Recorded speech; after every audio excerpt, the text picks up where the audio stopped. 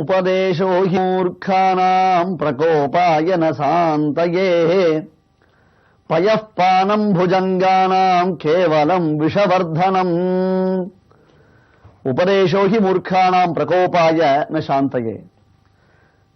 யாருக்கு உபதேசம் செய்ய வேண்டும் என்றால், யார் உபதேசத்தை பெறுவதற்கு ஆவலுடையவர்களாக திகழ்கிறார்களோ, யாருக்கு உபதேசத்தில் மிகுந்த ஸ்ரத்தை இருந்து அதன் வழி நடப்பதற்கு ஆசை கொள்கிறார்களோ அவர்களுக்குத்தான் உபதேசிக்க வேண்டுமே தவிர்த்து எல்லோருக்கும் உபதேசிக்க வேண்டிய அவசியமே இல்லை.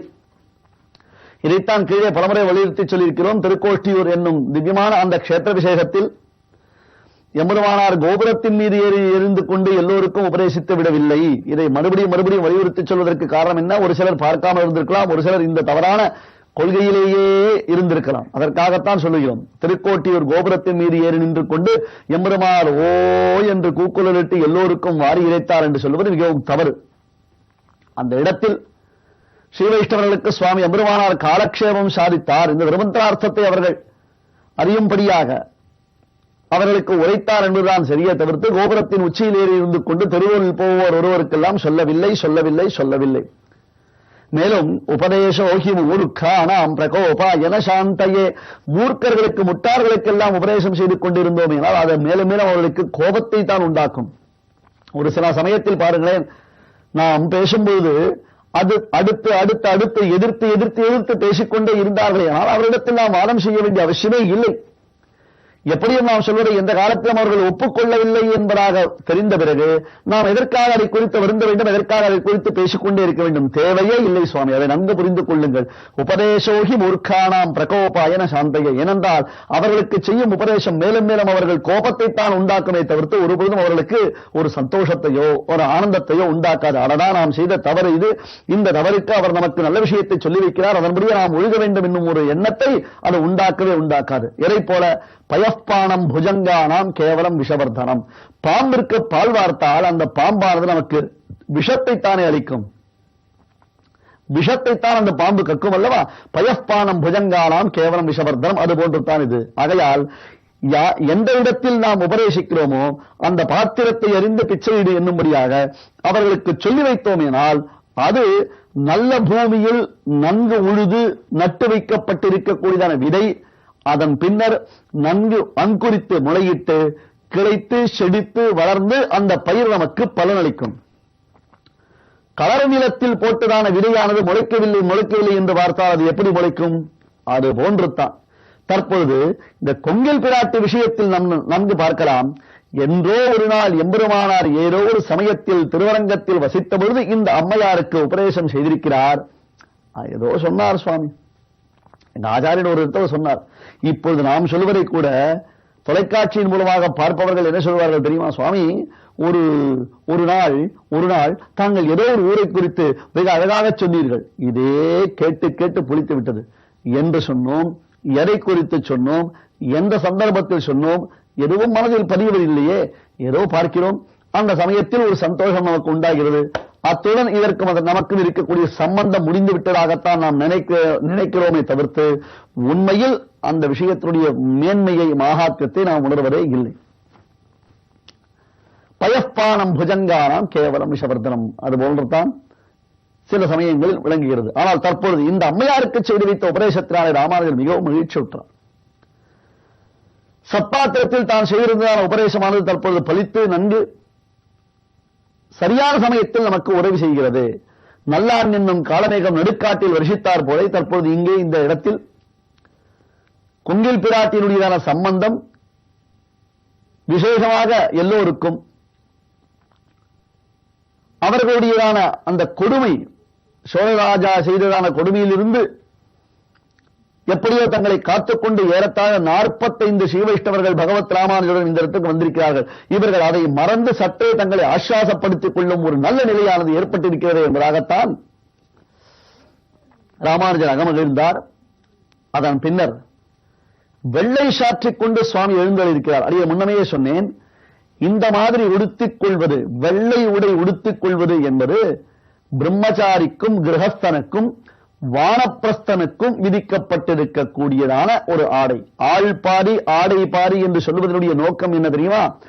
அவரவர்கள் பிரம்மச்சாரியா அல்லது கிரகஸ்தனா அல்லது வானப்பிரஸ்தனா என்பதை நாம் உணர்வதற்கு அவர்கள் உடுத்தி இருக்கக்கூடிய ஆடைதான் அத்தாட்சி. அந்த ஆடை உடுப்போம் அதன் பின்னே பார்ச்சோறு என்று ஆண்டாள் நாச்சியார் அருளி செய்ததனுடைய தாற்பயம் என்ன? எப்படி உடுத்த வேண்டுமோ அப்படி உடுத்த வேண்டும். மனம் ஆகாதவன் எவ்விதம் உடுத்த வேண்டும் அதற்கு ஒரு நியமம் உள்ளது. மனமானவன் எப்படி உடுத்த வேண்டும் அதற்கு ஒரு நியமம் உள்ளது. இப்படியாக நாம், அதாவது கிரகஸ்தர் இல்லறத்தில் இருக்கக்கூடிய நாம் கருப்பு அன்பர்களை நன்கு தெரிந்து கொள்ளுங்கள். அரியன் ஸ்ரீவைஷ்ணவ லட்சணத்தில் ஸ்ரீவைஷ்ணவ தர்மத்தை உபதேசம் செய்கிறேன். இதை அரியனுடைய பெரியோர்கள் எந்த வழியில் அரியனுக்கு காண்பித்தார்களோ அதைத்தான் சொல்லி வருகிறேன். கருப்பு வஸ்திரத்தை உடுத்துவது இல்லை. அதை போன்று சிவப்பு வஸ்திரம், காவி வஸ்திரமானது கிரகஸ்தனுக்கு இல்லை. இதில் பல நுட்பங்கள் உள்ளன. அப்படியே இதை கேட்டுவிட்டு ஆஹா என்பதாக குதிக்காதீர்கள். தயவு செய்து நன்கு புரிந்து கொள்ளுங்கள். புரியவில்லை என்றால் பெரியோர்களிடத்தில் சென்று கேட்டு தெரிந்து கொள்ளுங்கள். ஏனென்றால் எல்லாவற்றையும் இப்படி விளக்கிவிட முடியாது. ஓரளவுக்குத்தான் விளக்க முடியும். நுட்பமான சாஸ்திரார்த்தங்களை அனைத்தையும் அப்படியே வாரி இறைத்து விட முடியாது. சரி, இந்த காஷாய வஸ்திரம் என்பது எப்படி? அது சன்னியாசிகளுக்கு மட்டுமே இருக்கக்கூடிய ஒரு தர்மம். சன்னியாசிகள் காஷாய வஸ்திரத்துடன் இருக்க வேண்டும். அடுத்தது பூநூல் எனப்படக்கூடியதான முப்புரி நூலோடு முன் கைகேந்திய முன்கோள் தன்னழகும் எம்பார் ஒரு பெண்மணியின் வீட்டின் வாயிலில் நின்று கொண்டு ஏதோ செய்கிறார் என்பதாக அவரின் மீது மற்றவர்கள் குறை கூற, கடைசியில் அங்கே உள்ளே இருந்த பெண்மணி எம்பெருமானாருடையதான வடிவடகை பாடிக்கொண்டிருந்ததை என்றோ எம்பார் ரசித்திருந்தார் என்பதான ஒரு ஐதிஹ்யத்தை கீழே பார்த்தோம். எப்பொழுதும் யதிராசர் என் இதயத்துள்ளதால் இல்லை எனக்கெதிர் இல்லை எனக்கெதிர் இல்லை எனக்கெதிரே என்று காஷாய சோபி கமனீய சிகானிவேஷம் தண்டத்ரயோஜ்வலகரம் விமலோபவீதம். பகவத் ராமானுடைய லட்சணமே என்ன? காஷாயத்துடன் அவர் இல்லறத்தில் இருக்கும் அந்த திருமேனியை நாம் மதுராந்தகத்தில் மட்டும்தான் சேவிக்க முடியும். ஏனென்றால் மதுராந்தகத்தில் அப்பொழுது பெரிய நம்பிகளை ஆசிரியித்த பொழுது மகிழமரத்தனடியில் சுவாமிக்கு பஞ்சநமஸ்காரங்கள் செய்யப்பட்டன. உலகத்திலேயே யதிராஜர் இல்லறத்துடன் இருக்கும் அந்த திருக்கோலம் மதுராந்தகம் ஏரிகாத்தராமர் திருக்கோவிலில் மட்டும்தான் சேவிக்க முடியும். வேற எந்த கோவிலிலும் சேவிக்க முடியாது. ஆனால் தற்பொழுது சோழராஜாவினுடைய உபதிரவத்திற்கு பயந்து அஞ்சி சர்வதெய்வ ஆத்மானம் கோபாயேத் என்னும் சாஸ்திரார்த்தத்தின்படியாக எம்பெருமானார் இங்கே வந்திருக்கிறார். இனி அந்த தர்மத்தை தான் விடுத்ததற்கு பிராயஷ்சித்தங்கள் செய்ய வேண்டும். எம்பெருமானாரை போல ஸ்ரீபாஷ்யக்காரரை போல உத்தமமான ஆச்சார சீலர்கள், கடுமையான ஆச்சாரம், அதுவும் வழியெங்கும் உணவு உட்கொள்ளாமல் தன்னுடைய தர்மத்தை தான் அனுஷ்டிக்க முடியவில்லையே, தனக்கு இப்படி ஒரு தர்மலோபம் ஏற்பட்டு விட்டதே என்னும் ஏக்கம் உள்ளுக்குள்ளே மருக ஏங்கி ஏங்கி இழைத்து ஏனென்றால் திருக்கோஷ்டியூர் நம்பியினிடத்தில் திவ்யமான மந்திரார்த்தங்களை பெறுவதற்காக 18 நாட்கள் சுவாமி உபவாசம் இருந்தார் என்று பார்த்திருக்கிறோம். அதே போன்று விஷம் கலந்த அன்னத்தை அவருக்கு பிக்ஷையில் சேர்த்துவிட அதனால் சுவாமி உபவாசம் இருந்தார் என்பதாக கேட்டிருக்கிறோம். எந்த அளவிற்கு அந்த மனோதைரியம் இருக்க வேண்டும், அதைத்தான் நாம் நன்கு ஆராய்ந்து பார்க்க வேண்டும்.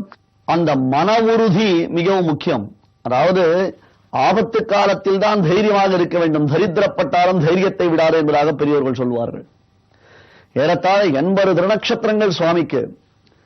தொடர்ந்து திருமேனியாக இருந்தால் கூட எந்த அளவிற்கு மன உறுதி படைத்தவராக இருந்தால் காட்டிலும் மேட்டிலும் கல்லிலும் முள்ளிலும் இருளிலும் சஞ்சாரம் செய்து இந்த இடத்திற்கு வந்து தற்பொழுது மறுபடியும் தன்னுடைய தர்மானுஷ்டானத்தை தான் செல்வனே செய்வதற்கு தான் இழந்தவற்றை பெற வேண்டும் என்பதான ஒரு யோசனை ஏற்பட்டிருக்கும். அதனால் வெள்ளை சாற்றி வந்திருக்கக்கூடியதான சுவாமி ராமானுஜர் அந்த வெள்ளையை களைந்து விட்டு திருதண்ட காஷாயாதிகளை மறுபடியும் சம்பாதித்துக் கொள்ள வேண்டும், அவற்றை ஏற்றுக்கொள்ள வேண்டும். ஏனென்றால் அந்த யதியினுடையதான லட்சணம், அதுவும் பகவத் ராமானுஜரை நாம் தியானிக்கிறோம் என்றால் திரிஜகத் புண்ணிய பலம் திருதண்டஹஸ்தம் உபவீதின மூர்த்தபுன்றவந்தம் என்பதாக அந்த திருவடி முதல் திருவடி வரையிலும் அற்புதமான ஆஜானுபாகுவானது ஒரு திருமேனி. அந்த திருமேனியில் பிடித்திருக்கக்கூடியதான திருக்கையில் பிடித்திருக்கக்கூடியதான திருதண்டம், திரு மார்பில் துலங்கக்கூடிய உத்தமமான யஜ்ஞோபவீதம், பைந்துவர் ஆடை, அழகியதான கட்டுக்குடுமி என்று அந்த தியானமே வடிவழகே விசேஷமாயிற்றே. ஆகையால் சுவாமி இந்த இடத்தில் தான் அவற்றை மறுபடியும் சம்பாதித்துக் கொண்டார். யதோச்சிதமான பராயச்சித்தங்கள் பரிகாரங்கள் என்ன உண்டோ அவற்றையெல்லாம் தான் செய்து கொண்டார். நாம் தர்மத்தை சுலபமாக மீறிவிடுகிறோமே தவிர்த்து அப்படி அந்த மீறினதற்கு பிராயச்சித்தங்கள் பரிகாரங்கள் செய்து கொள்கிறோமா என்று கேட்டால் நாம் செய்து கொள்வது இல்லை. ஏனென்றால் நமக்கு அந்த ஒரு மனோ வலிமை இல்லை. தற்காலத்தில் ஆச்சாரமே இல்லாமல் போவதற்கு என்ன காரணம் என்றால் மக்களுக்கு மனோதைரியம் என்பது இல்லை. நம்மால் முடியும், இது நமக்காக விதிக்கப்பட்டிருக்கக்கூடிய ஒரு வழிமுறை, நம் பெரியோர்கள் இப்படித்தான் அனுஷ்டானம் செய்திருக்கிறார்கள், நாமும் இதனை அனுஷ்டிக்க முடியும் என்னும் ஒரு உறுதிப்பாடு நமக்கு ஏற்படவில்லை. அப்படி ஏற்பட வேண்டும் என்று யதிராஜரைத்தான் பிரார்த்தித்துக் கொள்ள வேண்டும். அதற்குள்ளாக அந்த பெண்மணியானவள் விசேஷமான கொங்கில் பிராட்டி என்னும் பெயர் பெற்றவளானவள் தன் கணவனுக்கு ஆச்சாரிய சம்பந்தம் இல்லாமையை கண்டு வருந்தி இத்தனை பாகவதோத்தமர்கள் அமுது செய்த பிரசாதமான அந்த சேஷ பிரசாதத்தை போனகம் செய்தசேடம் தருவரையில் புனிதமன்றே என்னும்படியாக சேஷ பிரசாதம் அவர்கள் உண்ட பின்பு அதிதி சத்காரத்தை செய்து முடித்து அவர்கள் உண்ட பின்பு உள்ளே பாத்திரத்தில் இருக்கக்கூடிய ஏனைய பிரசாதங்களை எல்லாம் தன்னுடைய கணவனை உண்ணச் செய்து தானும் தன் கணவனுக்கு பின்பாக அவள் உண்டு பாகவத பிரசாதத்தினுடைய மகிமைகளை எல்லாம் தன் கணவனுக்கு எடுத்துச் சொல்லி கிடைக்காத பாக்கியத்தை நாம் அடைந்திருக்கிறோம். நம் ஆச்சாரிய சார்வபௌமரான சுவாமி ஸ்ரீபாஷ்யக்காரரே இங்கே எழுந்தொழிருக்கிறார். அவருடைய சம்பந்தம் நமக்கு கிடைத்திருக்கிறது. ஆகையால் தாங்களும் இந்த ஆச்சார மார்க்கத்தில் வர வேண்டும், தாபசம்ஸ்காராதிகளை செய்து கொள்ள வேண்டும் என்பதாக ஸ்ரீவைஷ்ணவனாக தன்னுடைய கணவன் விளங்க வேண்டும் என்று அந்த பெண்மணி ஆசை கொண்டாள்.